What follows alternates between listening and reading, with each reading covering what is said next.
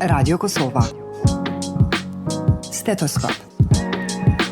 Emision për shëndetësi.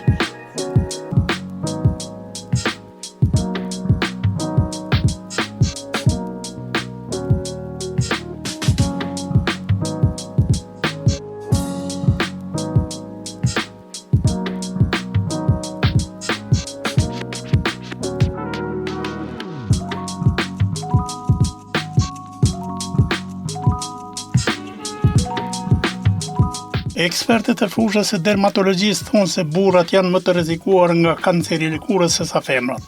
Sipas tyre, meshkujt kanë 70% më tepër shans të vdesin nga kanceri i lëkurës se sa femrat, edhe pse numri i burrave dhe grave që diagnostifikohen me këtë sëmundje është i njëjtë. Është i ndryshëm vendi ku meshkujt dhe femrat kanë shenjat e kancerit të lëkurës. Sipas studiuesve, kjo ndodh nga që burrat nuk i drejtohen menjëherë mjekut kur kanë shenja të sëmundjes. Pothuajse të gjitha llojet e kancerit të lëkurës mund të kurohen nëse zbulohen dhe trajtohen me kohë. Mjekët këshillojnë që ta kontrolloni lëkurën tuaj për çdo ndryshim në madhësi, formë ose ngjyrë të tumorit të lëkurës. Vizitoni dermatologun një herë në vit për një kontroll profesionale të lëkurës. Pra, kanceri i lëkurës me një fokusim të veçantë tek melanoma do të jetë tema e këtij emisioni, për çka do të bisedojmë me doktoreshën Sidita Sopjani, specialiste dermatologjisë. Doktoresha Sidita, mirë se erdhën në emisionin Stetoskop. Përshëndetje, faleminderit për ftesën, mirësi u gjeta. Pra, sikurse edhe organet e tjera, dhe lëkura është atakuar nga tumoret të ndryshme. Ndoshta për fillim është mirë që të njohim dëgjuesit me disa që janë më të shpeshta që ju i hasni gjatë praktikës tuaj të përditshme. Lëkura në fakt është organi më i madh i njerëzit me një sipërfaqe të madhe, kështu që ka mjaft vend edhe fatkeqësisht për tumore. Në fakt, tumoret e lëkurës janë disa llojesh, po i ndajmë kryesisht në dy grupe të mëdha, melanocitike, domethënë me ngjyrë, pra për shkak të qelizave që prodhojnë melanin, dhe jo melanocitike. Tumoret më të shpeshta janë ato jo melanocitiket, por më të rrezikshmet dhe madje edhe që përfundojnë me fatalitet, pra vdekje prurse, është melanoma. Melanoma dhe llojet e tjera të kancerit lëkurës janë ndër llojet e kancerave që janë më të parandalueshmit në botë, po fatkeqësisht ende sot kemi shumë vdekje për shkak të melanomës. Dhe gjithnjë më shumë rastet me kancer të lëkurës po shfaqen edhe tek të rinjt. Atë se janë parandalueshme, pse ndodh, pse kemi raste të shpeshta do thotë të vdekje për kësaj, a është në pyetje lehtësimi i qytetarëve apo? Për shkak të neglizhencës, për shkak të mungesës së informacionit, për shkak të disa trendeve të influencerëve që fatkeqësisht po ndikojnë gjithnjë më shumë rinin ton. Ne e dimë që një pjesë shumë e madhe e kancerit të lëkurës shkaktohet kryesisht nga rrezet ultraviolet. Dermatologët nuk janë kundër diellit, ama dielli duhet me masë dhe në kohën e duhur dhe me mbrojtje sigurisht, se aq sa është mik mund të bëhet edhe armiku ynë. Melanomat kryesisht shkaktohen dhe kanceret e tjerë shkaktohen nga rrezet ultraviolet. Ama nëse ne arrim të mbrohemi, këtë lloj kancerash mund t'i parandalojmë dukshëm në një masë shumë të madhe. Një faktor tjetër që shkakton kancerin e lëkurës janë edhe solariumet, rrezitjet artificiale. Të cilat për fat keq janë duke ushtuar madje.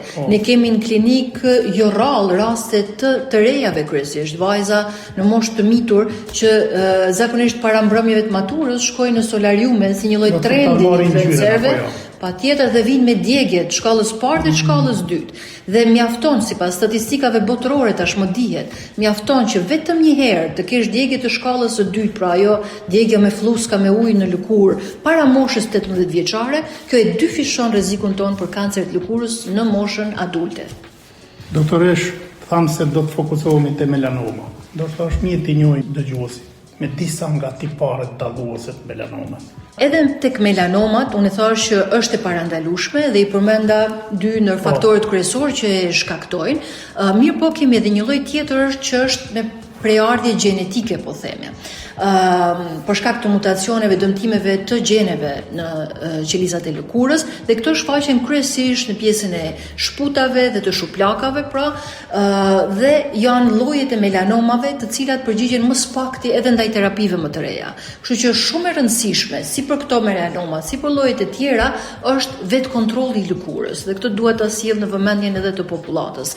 Nëse mësojmë të bëjmë vetë kontrollin e lëkurës një herë në muaj, atëherë përgjysmohet rreziku për diagnostifikim të vonë. Pra mundësia për diagnostifikim të hershëm. Çka duhet fokusohen personat që kanë?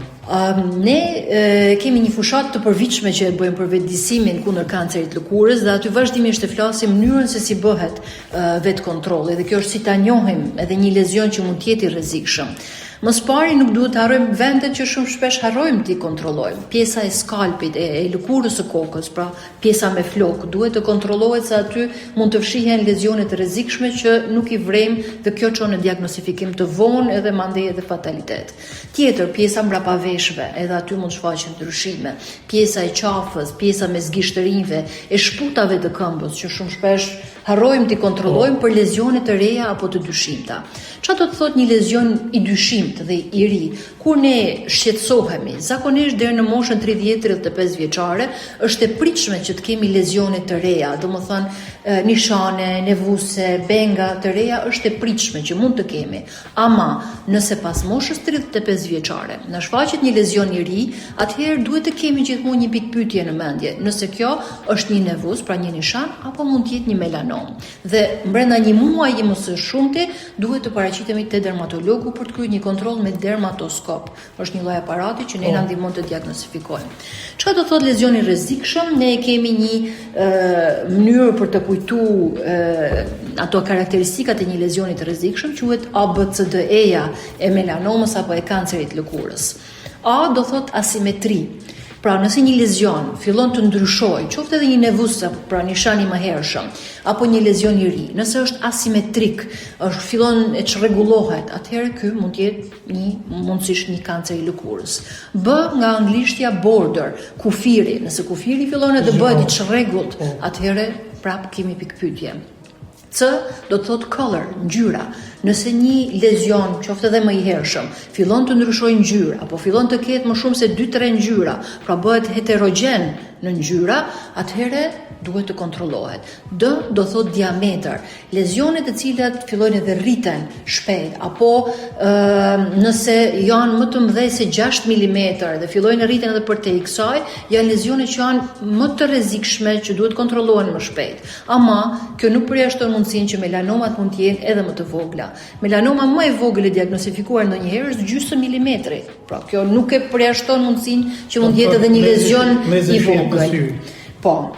Prandaj, ky kontrolli i përmujshëm, vetë kontrolli i përmujshëm shpëton jetë në fakt, sepse ti e njeh lëkurën tënde dhe e din kur ka një lezion të ri, dhe tham kryesisht pas moshës 35 vjeçare nëse na shfaqen lezione të reja. Po fatkeqësisht ditët e sotme llojet e kancerit jo melanocitik, për shembull bazaliomat, spinaliomat, jo më larg se këtë javë e pata një djalë 25 vjeçar me kancer në pjesën e hundës, një kancer bazaliom, po që ne përpara kemi parë të moshuarit kryesisht së paku mbi moshën 50 vjeçare. Tashmë është ulur dukshëm mosha e parë e diagnostifikimit me kancer të lëkurës. Kryesisht dhe E-ja, që e përmendat e ABCDE-ja, është evolucioni, pra mënyra se si ndryshon në kohë një lezion. Për shembull, nëse fillon edhe gjakos, nëse fillon edhe kruhet, apo është një plagë që nuk shërohet për më shumë se 6 javë, patjetër duhet të kontrollohet te mjeku. Dhe mbas përvojës tuaj, qytetarët janë të kujdesshëm, kërkojnë ndihmën e mjekut apo presin që gjendja të përkeqësohet në ekstrem dhe pastaj fatkeqësisht neglizhenca është e madhe. Mendojnë që kjo është lëkurë dhe prej lëkurës nuk vjen diçka e keqe. Te moshuarit kryesisht e shoh neglizhencën me vite. Kemi me 5-6 vite nuk vinë edhe kanceri tashmë merr për masa shumë të mëdha sa që është e vështirë edhe të trajtohet qoftë edhe me kirurgji, domethënë duhet bën kirurgji shumë të mëdha, ndërkohë që nëse do vinin ato pas 6 javëve të para do mjaftonte një kirurgji me anestezi lokale, një lloj sikur të heqim një dhëmb. Apo tjetër, ja këto mitet që ne po përpiqem t'i luftojmë, mos e prek se shpërndahet, dhe kjo është krejtësisht e gabuar. Sa më shpejt që hiqet, sa më shpejt që diagnostifikohet një melanom apo një lloj tjetër i kancerit, përveç se shpëton jetë, po nëse nuk është lloji fatal, së paku ne e shpëtojmë pacientin nga shpërfytyrimi, se krijohen defekte shumë të mëdha në momentet kur pritet me vite për tu trajtuar në mënyrë kirurgjikale një kancer i lëkurës. Kemi pa pacient pa hund, pa buzë, pa vesh, për shkak të këtyre kancerave.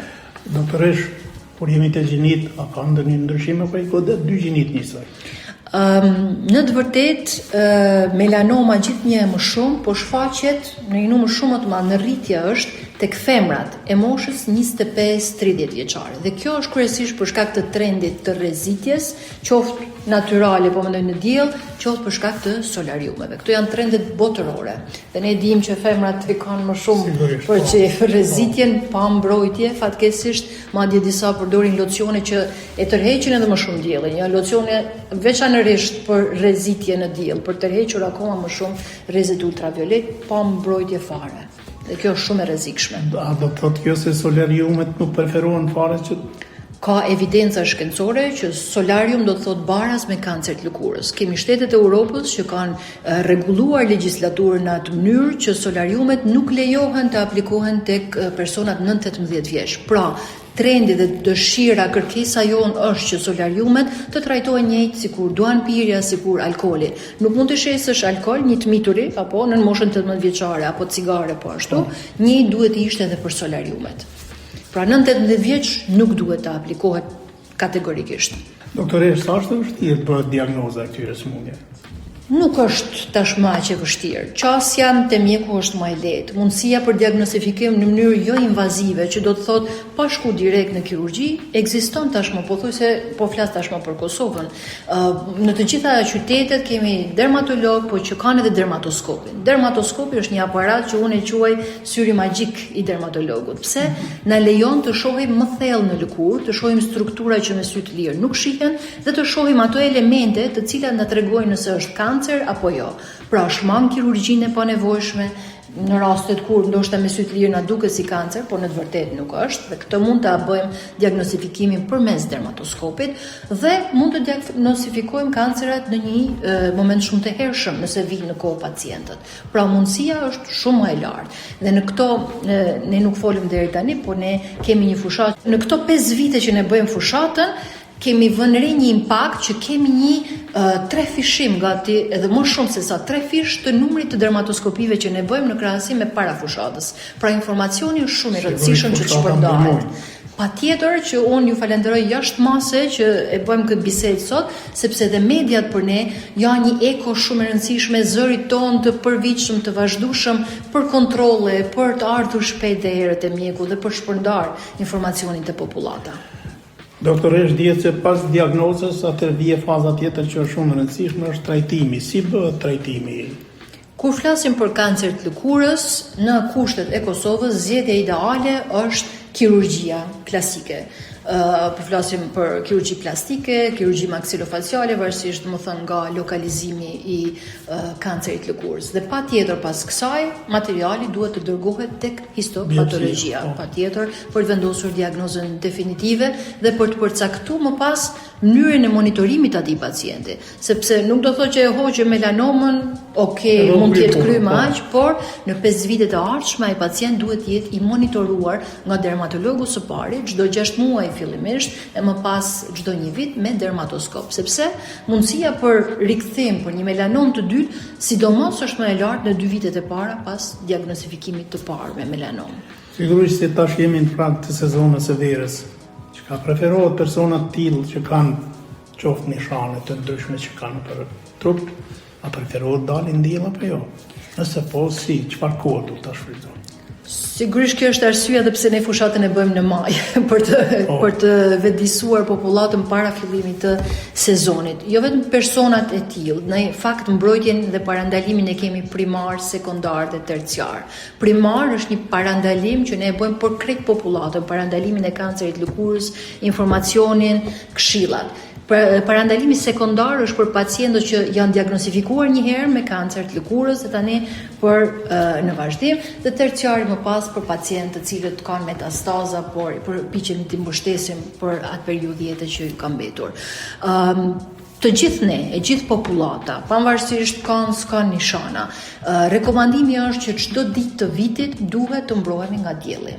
Çfarë do thotë kjo? Me krem kundër diellit, SPF, Sun Protecting Factor, një faktor që nuk guxon të jetë më i ulët se sa 30 për regionin gjeografik ku gjendemi flasim.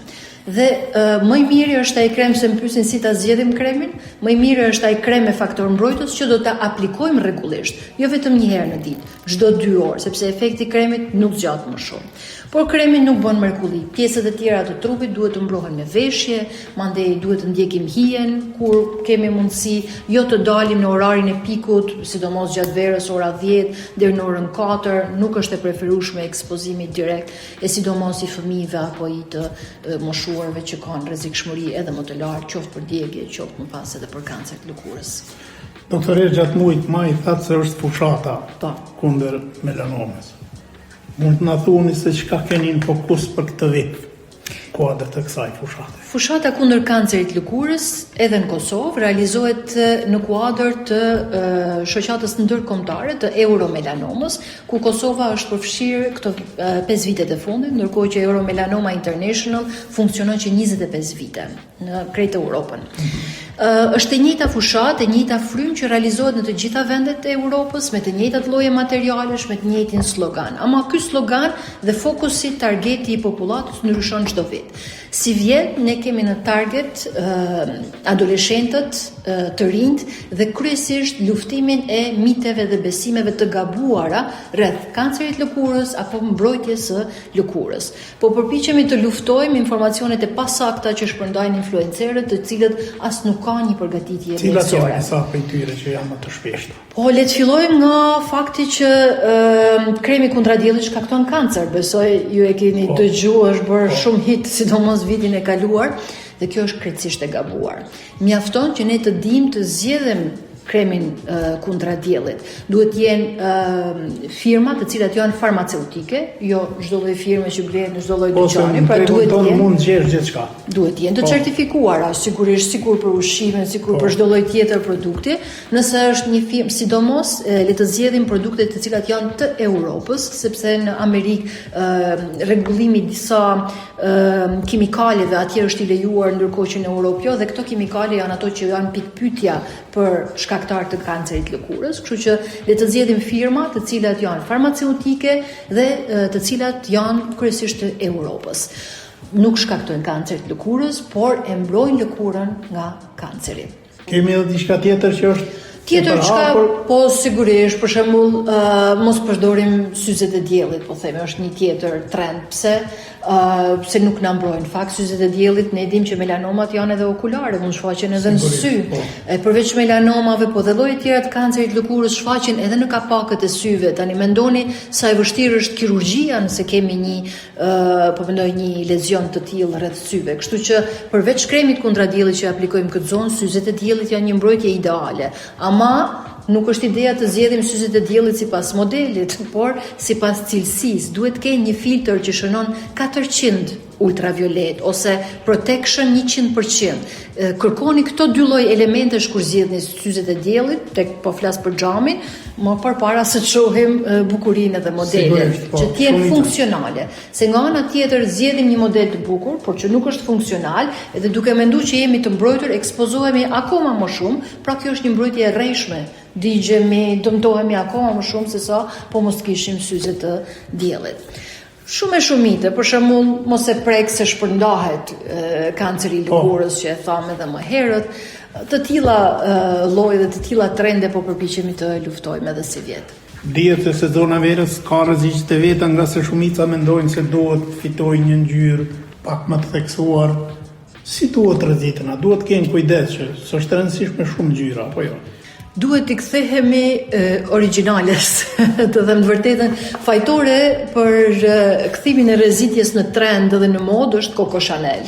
Kjo dihet në histori, Coco Chanel është djegur nga dielli një herë gjatë një shëtitje me anije dhe më pas e ktheu në modë për ta mbuluar veten nga kritikat. E për këtë fakt tashmë është bërë trend që duhet jemi pak të rrezitur, në fakt që duhet kuptojmë që kjo rrezitje është një përpjekje e trupit tonë për të na mbrojtur ne nga ky budalliku ynë, falni se dua ta them kështu ndërthojza. Ne rrezitemi, po qelizat tona e kuptojnë që duhet të ruajnë ADN-n. dhe prodhohet melanin nga qelizat melanocitike, e cila është një pigment, kjo pigmenti pra ngjyra e errët që ne dëshirojmë, ai pigment prodhohet sa më shumë që ne ekspozohemi, për shkak se rreziku është akoma më i madh sa më shumë që ne ekspozohemi. Prodhohet melanin, shkon e vendoset si çadër mbi ADN-n e qelizave tona për të na mbrojtur ne. Pra trupi ynë përpiqet të na mbrojë nga kjo dëshira jonë e palogjikshme për të rrezitur. Thash, nuk jemi kundër diellit, po një tjetër pyetje për shembull ndër ato mitet është nëse kjo mbrojtja kaq shumë nga dielli na shkakton mungesë të vitaminës D. Ndoshta e keni dëgjuar edhe këtë. Së pari duhet të qartësojmë që vitamina D nuk prodhohet dot nga dielli në lëkurë nëse ne nuk marrim provitamin D, domethënë materialin bazë nga ushqimet, si peshku, si veza. Nëse nuk konsumojmë të tilla, nuk kemi çka të prodhojmë edhe sikur digjemi në diell. Po edhe nëse i marrim këto materiale bazë nga ushqimet, na mjafton 15 minuta, vetëm 15 minuta në ditë, dhe mundësisht kjo në periudhën e mëngjesit. Ekspozimi i fytyrës edhe i duarve tona, pullëmve tona, kaq sipërfaqe për të prodhuar mjaftueshëm vitamin D që i duhet trupit njeriut. Kështu që imagjinoni çka është dallimi.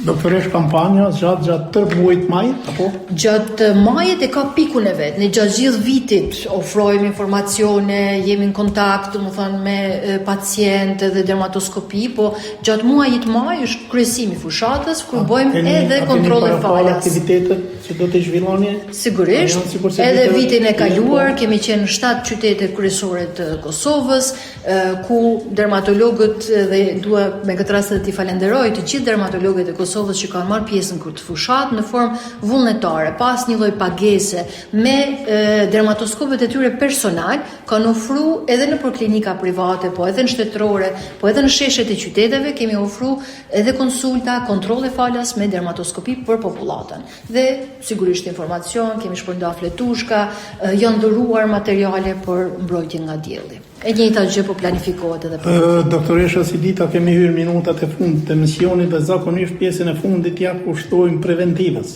Sigurisht ju edhe deri më tani folet për disa këshilla i radh, por s'është e tepërt edhe një herë të theksoni. Cili do të ishte mesazhi juaj apo porosia juaj për dëgjuesit që po na ndjekin? Ashtu siç jemi përpjekur të bëjmë, sidomos vitin e kaluar, po edhe si vjet, ti mësojmë fëmijët. Pse? Sepse ato nëse marrin një edukim shëndetësor në lidhje me mbrojtjen e lëkurës që në fëmijëri, këto do ta aplikojnë gjatë gjithë jetës. Kështu që i mësojmë sot që t'i mbrojmë mot. Dhe kjo ka qenë edhe motoja jonë kur kemi shkuar edhe nëpër shkolla vitin e kaluar, kemi marrë ligjërata për mënyrën si të mbrohen nga dielli. Kështu që fillojmë me edukimin me fëmijët, adoleshentët, po e sigurisht edhe pjesën tjetër të popullatës. Çka të bëjmë? Ekspozimi në diell duhet patjetër për jetën, për mirëqenien tonë, qoftë edhe psikologjike, por me mas. Mbrojtja, aplikimi i kremit kundra diellit, dhe ky krem duhet të ketë një faktor mbrojtës jo më pak se 30. Çkado që është më pak se 30 është barës me 0 mbrojtje. Ky krem duhet të aplikohet jo vetëm një herë në ditë. Shumica e pacientëve këtë gabim bëjnë. E aplikojnë vetëm mëngjes. Kremi i diellit nuk ka efikasitet më gjatë se sa 2 orë. Duhet të aplikohet çdo 2 orë nëse jemi jashtë ekspozuar në diell, flasim. Aplikohet gjysmë ore para daljes në ekspozim në diell, sepse duhet një kohë që ai të absorbohet nga lëkura, dhe çdo 2 orë gjatë ekspozimit tonë në diell. Dhe duhet kemi parasysh që nëse djersitemi shumë, nëse lahemi ose kur jemi në plazh që futemi në det, efekti i kremit ulet, përqindja, dënësia ulet, kështu që duhet të riaplikojmë sa herë që lahemi apo djersitemi, apo fshihemi me peshqir. Dhe tjetër, aplikimi në sasinë e nevojshme, jo pak. Nëse aplikojmë pak krem, nuk mjafton për mbrojtje të mjaftueshme në përqindjen që ne na nevojitet. Duhet të përfshihet të gjithë sipërfaqja e lëkurës e ekspozuar, pa harruar veshët, pa harruar qafën, pa harruar kokën tek persona që nuk kanë flok, shputat e këmbëve po ashtu. Tjetër, kremi i diellit është i rëndësishëm, por nuk bën mrekulli vetëm. Asnjëherë nuk është mbrojtja ideale nëse vetëm krem kundra diellit aplikojmë. Tjetër janë veshjet dhe mbrojtjet të cilat kanë një tekstil të përshtatshëm për mbrojtje kundra diellit, siç është SPF, Sun Protecting Factor. Tek ky lloj tekstili kemi UPF, i cili edhe ky duhet të jetë minimumi 50 për të na mbrojtur nga rrezet ultraviolet. Për të mbrojtur një sipërfaqe më të madhe, siç është pjesa e trupit, sidomos kur jemi në plazh dhe ekspozohemi më gjatë në diell, veshjet me UPF janë shumë të përshtatshme, si te fëmijët, si te të rriturit. Kur bëhet fjalë për foshnjat 9-6 muaj, kremrat e diellit nuk preferohen të aplikohen, kështu që mbrojtja fizike me këto lloj veshjesh, sidomos te foshnja deri në 6 muaj, është akoma më e përshtatshme. Tjetër tham, kudo që ka hije, le të ndjekim hijet. Dhe një ndër kërkesat dhe lobimi jon është që edhe në një formë, po mendoj në kuadër komunal apo nacional, të shtohen hijet në zonat urbane, në mënyrë që njerëzit kenë qasje kudo që janë të ketë hije dhe të mbrohen në formë natyrale, apo flasim, qoftë të shtohen pemat apo hije në forma të tjera. Tjetër, nëse është e mundur të ndryshohet legjislacioni dhe të ofrohen krema me SPF me një çmim më të ulët dhe më të përballueshëm. Kemi laramanit çmime, po. Dhe kjo do të ishte ideale nëse do arrihet të bëhet një lloj, po mendoj, ulje e çmimit, sidomos për shtresa që kanë më shumë nevojë, për shembull persona që kanë vitiligo, në disa lloj sëmundjesh ku nuk prodhohet fare melanina dhe nuk kanë as mbrojtje natyrale nga trupi i tyre. Tjetër, tham, mos të ekspozohemi në diell gjatë kohës së pikut dhe mbrojtjet me kapele 16 apo 17. 10 deri në 4 masdite. Syzet e diellit, siç e tham, jo modeli po efikasiteti. Kapelet shumë e rëndësishme të dihet si të zgjidhen. Pacientët vinë me një kapele, por është një kapele që ka stre vetëm pjesën përpara dhe kur i shoh janë plot me lezione në pjesët anësore, veshët, janë ndër vendet ku më shpesh i shfaqet kanceri i lëkurës. Kështu që duhen kapele që kanë një stre me hije të gjerë, që bën hije qoftë për fytyrën, po edhe për pjesën e qafës. Mos harrojmë të lyejmë me SPF dhe duart, po ashtu, gjatë gjithë vitit të mbrohemi nga dielli. Muajin e fundit kur u rritëm për një herë temperatura, patëm një fëmijë i cili u hospitalizu për shkak të djegjes në fytyrë në një resort skijimi. Pse? Prindërit kanë menduar që nëse ka borë nuk digjet se është ftohtë. Në fakt ne e dimë që bora e reflekton më shumë te rrezet dhe aty është mundësia shumë më e madhe për të djegur. Kështu që çdo ditë të vitit mbrojtje, jo vetëm në verë. Vetëm edhe një pyetje për dërimin e kremrave për dërim. Këtë nuk duhet ta bëjmë vetëm kur jemi në det, po ta bëjmë edhe kur punojmë në kopsht apo ku do të jemi që i ekspozohemi diellit.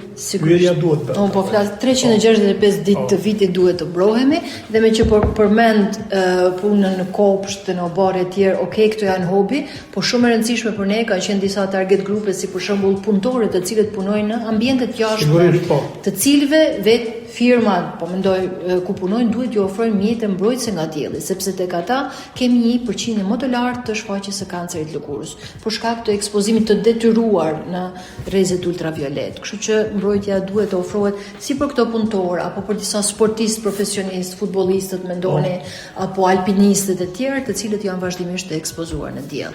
Mbrojtja duhet jetë ofruar nga vetë instanca, nga vetë institucionet. Doktoresha, si dita nëse nuk keni gjë për të shtuar, unë ju falenderoj shumë që ishit pjesë e emisionit Stetoskop. Edhe unë ju falenderoj gjithashtu që po bëheni zëri ynë në këtë fushat. Faleminderit shumë. Të nderuar dëgjues, me kaq që kemi përfunduar emisionin e sotëm. Faleminderit për vëmendje dhe vazhdoni të qëndroni edhe më tutje në valët e programit tonë.